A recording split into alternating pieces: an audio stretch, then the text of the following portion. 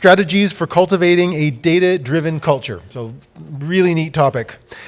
We've got Kimberly Hill, who is the Director of Data Governance and Enterprise Analytics at North York General Hospital. And we also have Nasheen Liu, who is the Partner and SVP CIO Strategy at the IT Media Group. Kimberly and Nasheen, come on up. The stage is yours.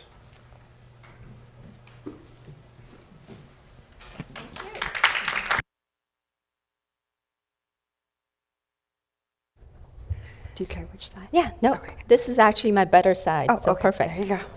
Should have asked before. Yeah. Well, thank you, Simon. And you said there's no fire. We're going to add some fire to the afternoon session to hopefully wake everybody up. So, hi, Kim. We're going to be talking about sharing some strategies around cultivating a data-driven culture. And we all know how important culture is for any organization to succeed.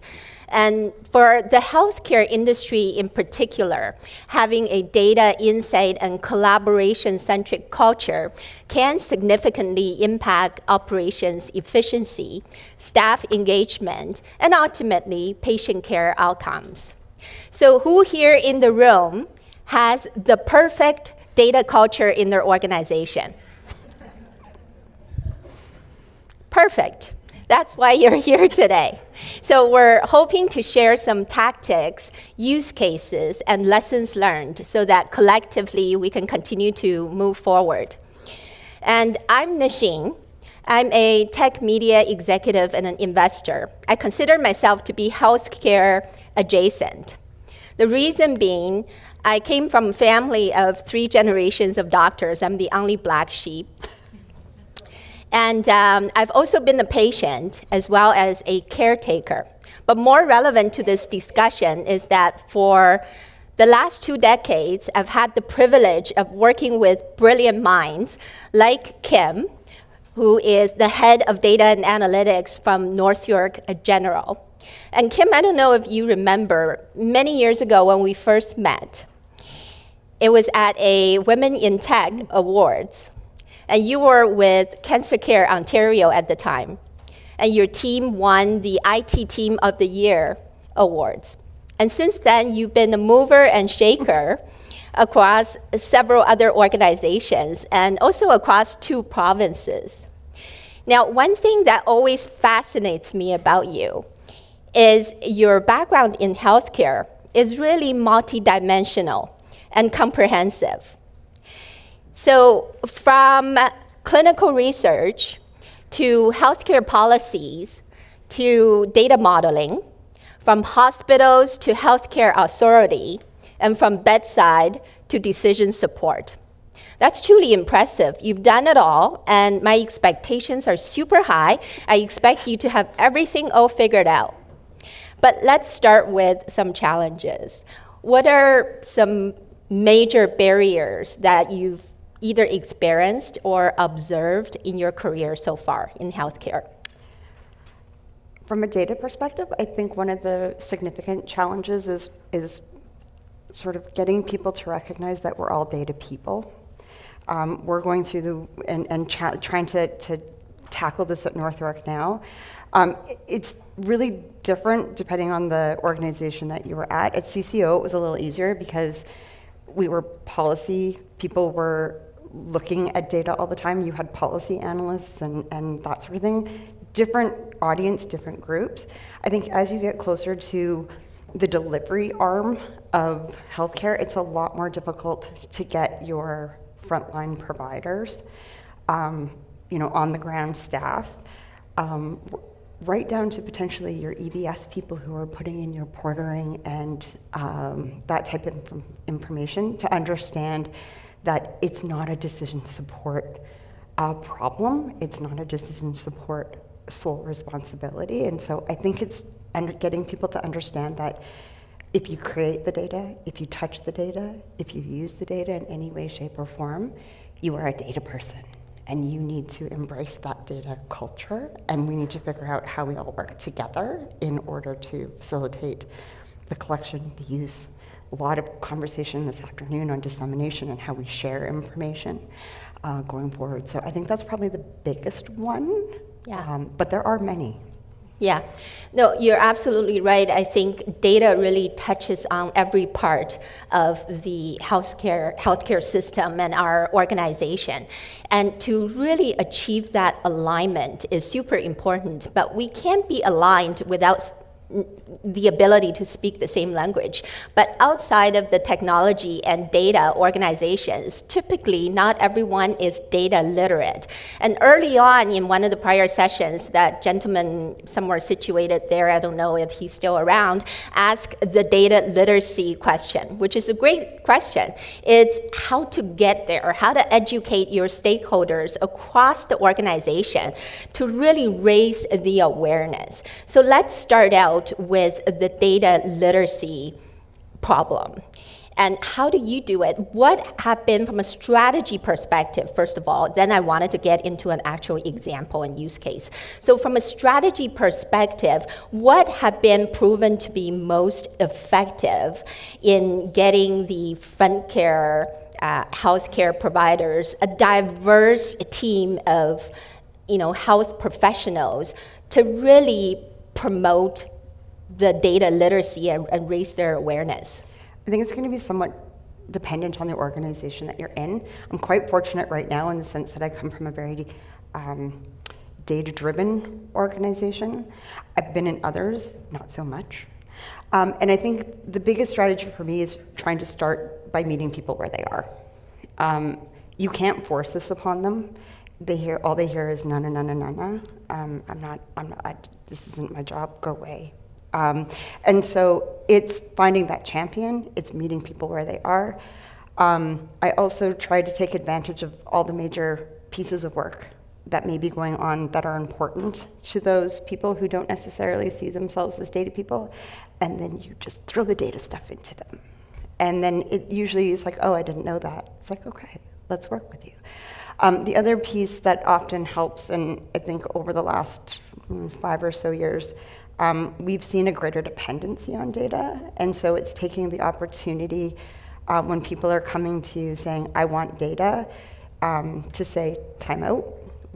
I don't want to know what you want, I want to know what is the problem you're trying to solve, the question you're trying to answer, or the thing you're trying to understand. And then let's work together to work through the data. Do you understand it? Is it coming from the right source? And so it's really about meeting people where they are. Yeah, so meeting people where they are and truly understanding what problems they're trying to solve. Now, can you speak to a specific program or initiative at North York General that you really helped the frontline healthcare workers as well as the leadership to be more effective in engaging with data? Like I said, I could probably name off about 10, but I think there's 2 that resonate with me in particular. We were fortunate to get funding from the ministry to open an RCC. Typically those RCCs are, your ALC patients that are just sort of waiting for long-term care placement, home care, that sort of thing. Our transformative care director and her team started to see that maybe this wasn't the entire picture or the scope. And again, we have a unique model where they could meet with their analytics consultant and really drill into the data that they had, understanding where does it come from, what is it telling them, that sort of thing.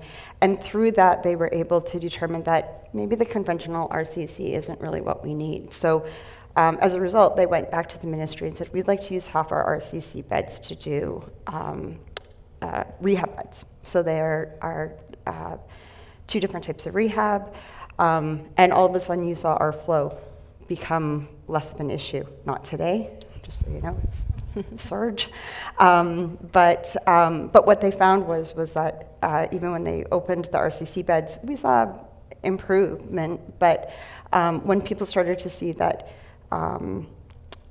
these additional types of beds made the difference, and then it became really important to the point of how does that lead back to data is making sure that everything is documented on that patient. We sometimes take shortcuts and don't necessarily document everything about every patient in the way that might be most helpful. And so then frontline staff, providers, et cetera, greater emphasis on what they're documenting, where they're documenting it, how we can pull it, et cetera. So.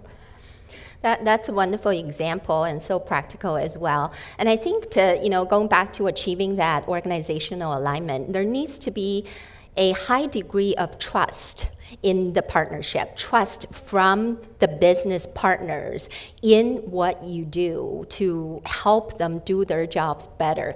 Can you speak to some strategies how you foster that degree of trust with clinicians as well as the administrators? And because I have to imagine there has to be a certain degree of skepticism, just because we're all humans and we're all creatures of habits, and we kind of resort to doing things the way we know best.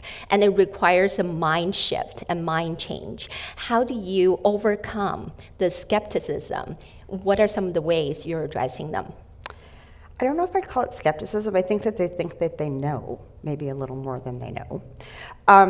So I think really what I've tried to do, whether it be at North York or other places that I've been, it's been about stopping the throwing the ones and the zeros over the fence. And somehow, even with the basic reporting, I think we heard today with the AI stuff, it's obviously really important for everybody that has a level of subject matter expertise to be involved in the development of the models and et cetera. But what I've tried to do even in the reporting space is you need to be at the table.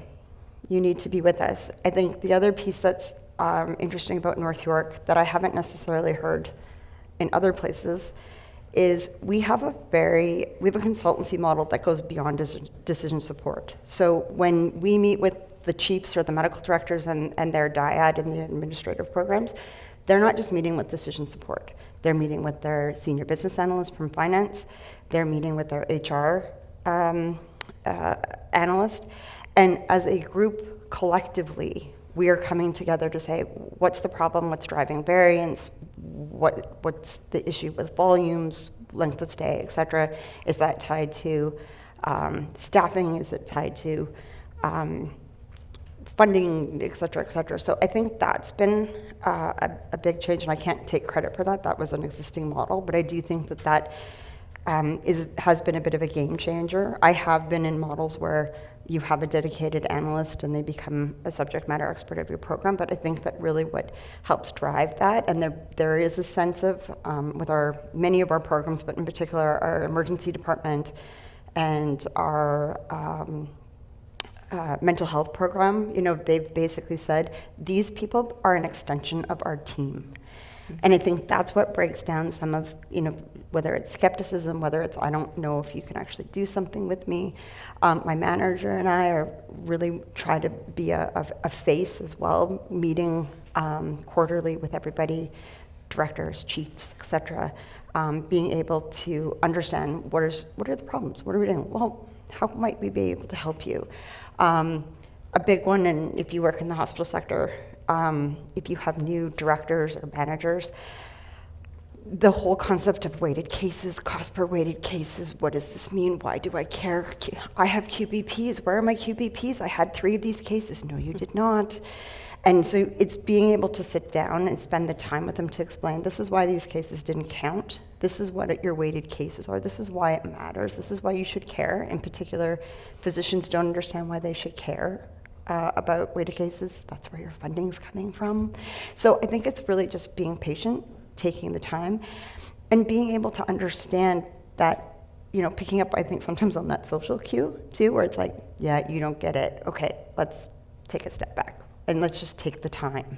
Yeah, and I think one of the points that you made was really changing that mindset or perception from being a decision support role to having a seat at the table. Absolutely. And from the decision support to decision-making champion, to have a seat at the table. That is super important. And oftentimes we say we try to change perception, and we mean we try to change perception of the other people, but fundamentally we have to change our own mindset and perception first before we can influence the other's perception.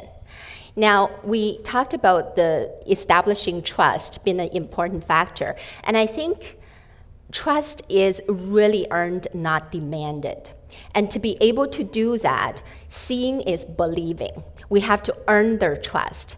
So if we can show results, we can show them what is possible that's beyond their imagination to achieve, then we got their vote. So can you talk to a specific example that a data and insight-driven initiative might have led to improvements in operations efficiency or patient care quality? I feel like anybody who works in this space could probably, again, give about 100 different examples on any given day for almost every program through, that they work with. I think the one that I'm most proud of goes back a few years in a couple different ways. Is I was lucky to be involved, and again, it becomes a partnership. We've talked a lot about that, about how do you do some of this stuff? Well, do you partner with academia? Do you partner with the private sector, et cetera? And I have had the luxury of doing that in my previous life. And I think that's the one that probably jumps out in the sense that harnessing data, and I think we all did it to some degree, and I think our first presenter of the morning, Victoria, commented just about how important data was during the pandemic. I think that was probably my if I'm going to have a proud mama bear moment of a team, it was during that time. I was in 2 different organizations during the pandemic, and it's the rallying, it's the being able to come together because you know your data so well, you understand your program so well, you understand the issues at hand so well, that you're able to provide the impactful analysis about what's coming down the pipeline. I had a great advanced analytics team who was able to do predictive analytics, that was able to do health utilization and health system modeling to be able to say, this is how many people are coming to the ED, this is how many people are going to need ventilators, this is how you're going to have to ebb and flow through this time. And I think that was a real example, and I think not just for me, but I think for anybody who has analytics teams during the pandemic, I think that's when the light went on. Decision support was always there. I think the light went on in that moment because no matter where I went, people had said, if we did not have our decision support team, if we did not have the data, if we did not have somebody to turn to help us, we would not have survived this crisis. Yeah. And so I think that's the biggest one, but I mean, there's probably too many to count. Yeah, exactly. Well, I can attest to that because a couple months ago, I broke my ankle, and I wish I could tell you it's from saving kids from a burning building, but I just fell off the bike. And I went to North York General ER. And I've been to other hospitals, whether it be taking my parents or et cetera. And for a ankle fracture, for most of the hospitals, it's a 10+ hour wait time. And at North York General, I was in and out in under 5 hours. So definitely I was a direct beneficiary of how the flow is managed via the power of analytics. And that team is probably one of the most data-driven in our entire organization. Yeah. They truly value it. At the same time, when you talk about the data literacy and those sorts of pieces, for as data-driven as they are, they still realize that they don't know everything about their data or what they need to do in order to make sure that they have the data that they need. What if we do this? What if we do that? So they're conscious of it. And that's what we're trying to do with the rest of the organization, is getting people to understand, oh, by the way, you changed business process A over here to business process B. What did that do to your data? You're saying, well, what happened? What happened? My numbers are all crazy. And then we start doing some digging and we find out, well, your business process changed. So data has context to it, right? So it's getting people to understand that. And that's where we're starting to go, okay, that's a gap. Let's start looking at how do we let people know that everything that you do is going to have an impact on your data, and that's where you need to bring us in. Not to say, no, you can't do that, but rather, okay, if you do that, we need to make some changes. That's going to change your reporting, or that's going to change what that data actually means, and here's what it means. You put it in this way, it goes into a back end. This is, you don't need to know the computer science part of it, but like this is what it comes out at for us. And so it's starting there, because I don't think data literacy is, you know, that they need to understand the ones and zeros. They need to understand how what they do intersects with what the information that they're going to get on the outside is. And then can they use that? Because I think that also was something that came up this afternoon, is do they know what to do with it after the fact? Which is a little bit why AI scares me, because sometimes it's hard enough getting them to understand the reporting, and then we're going to introduce this really sophisticated type of analytics. So what I've said is, I don't want you to know the magic behind it. I just need you to understand enough to say, I understand what you did, I understand what contributed to it, and I know how to use it afterwards, and I can spot whether or not something's off. Yeah, and you mentioned the magic word AI, which is a perfect segue to the next question. We've heard a lot of AI-related topics so far.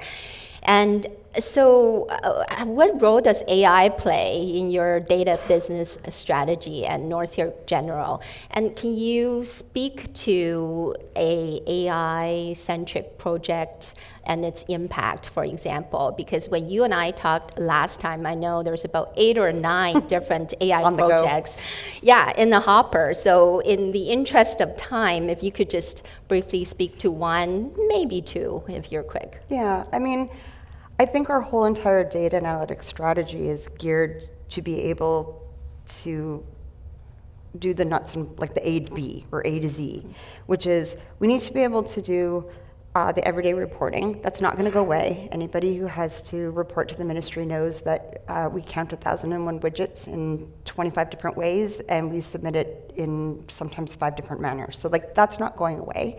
So how do we do that faster, better, quicker? All the way to, you know, general statistical analysis to, you know, the fancy dancy AI. So our strategy is really kind of making sure that we're optimizing what we're doing now and can we do it better, to enabling, again, what everybody has drank the Kool-Aid on around AI.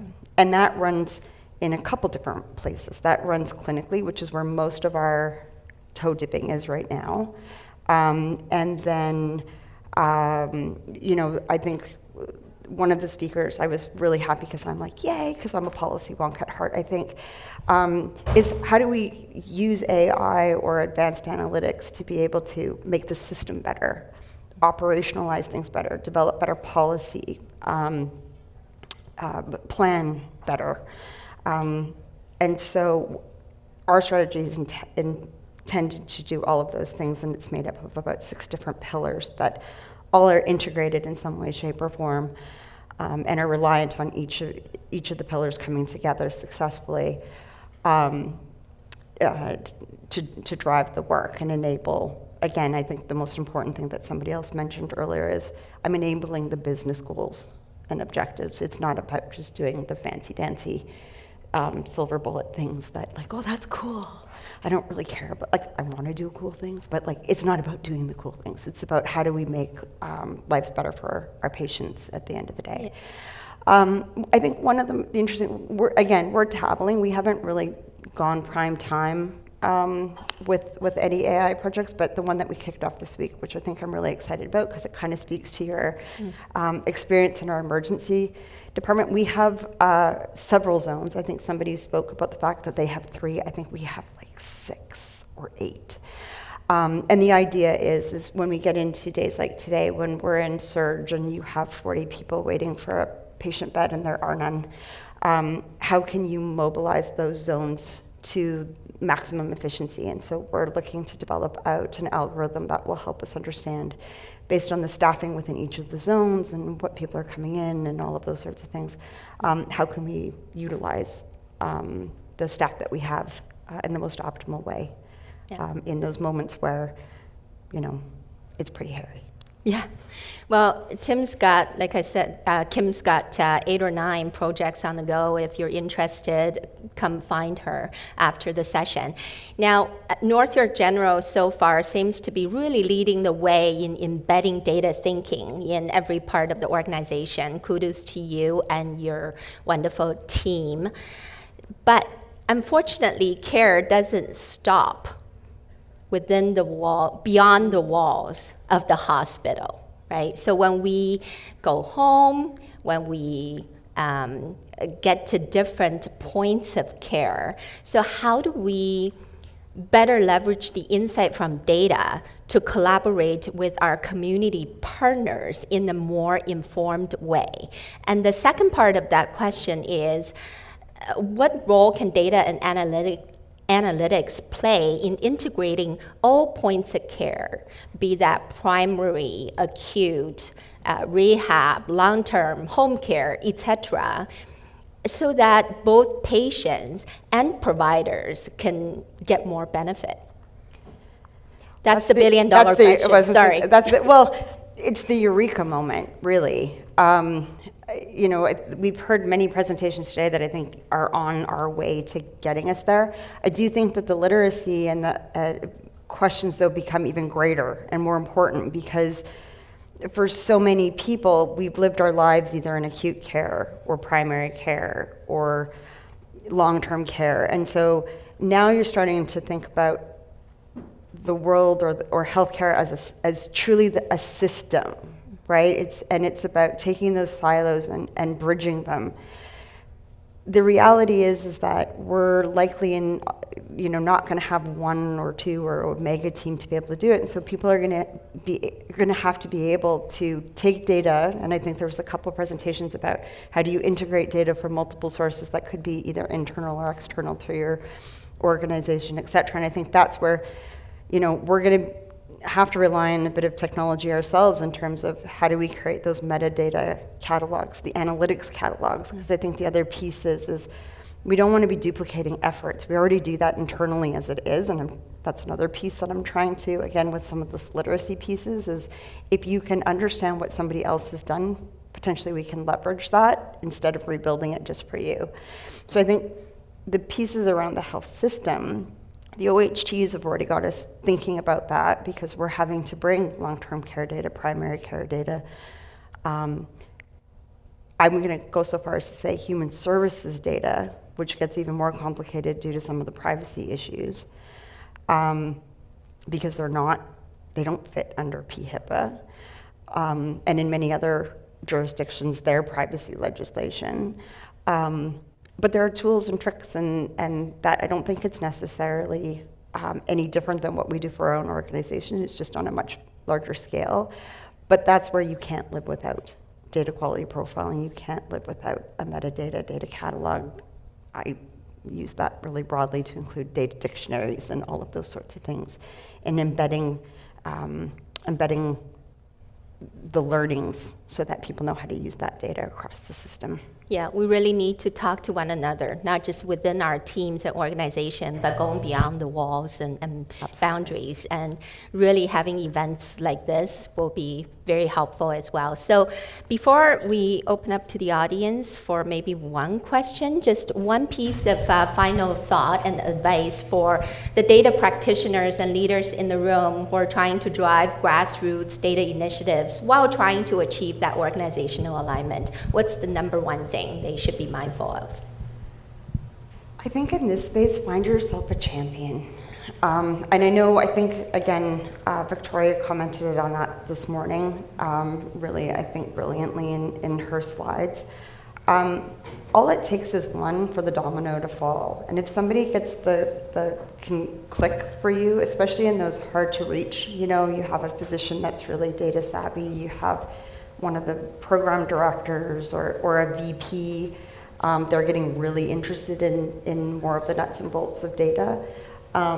Leverage that and champion it. And then the last thing, there's several of you in this room that I know that I sit monthly with the community of practice. You are not alone. Work smarter, not harder. If you know people who have started to do this, pick their brain. we're all the same. We're all dealing with the same problems. We all are willing to help. So I would say, reach out to your peers, see what they've done, leverage the work. There's far too much to do to try and do everything yourself. So that was the last piece. Well said. So identify that champion within your organization, as well as communicate and talk to people and learn from one another. For me, it's to really start something small. Don't see this as a huge animal, right? Start with maybe a small data literacy program, workshop within your organization, and just do something small and gain that trust. And I will also say, because 30% of my time is working with the startup founders in the startup community, and I often say this. Oftentimes, it doesn't matter how great your team is, how wonderful your product is, how original your idea is. You have to look at market conditions, which is the inflection point. Think about it, Uber would have never taken off with an iPhone 3. So oftentimes, innovation depends on one another. And right now, the market conditions couldn't be better for data, for demand in data, in analytics, in AI. There's this insatiable appetite from our stakeholders, from all across business units. Take advantage of that. That's your inflection point. That's the tide that lifts all boats. And with that, do we have time for a question? We don't, No? but folks can certainly find Nasheen and Kimberly afterwards. Absolutely. Really great presentation. Thank you so much. Thank you.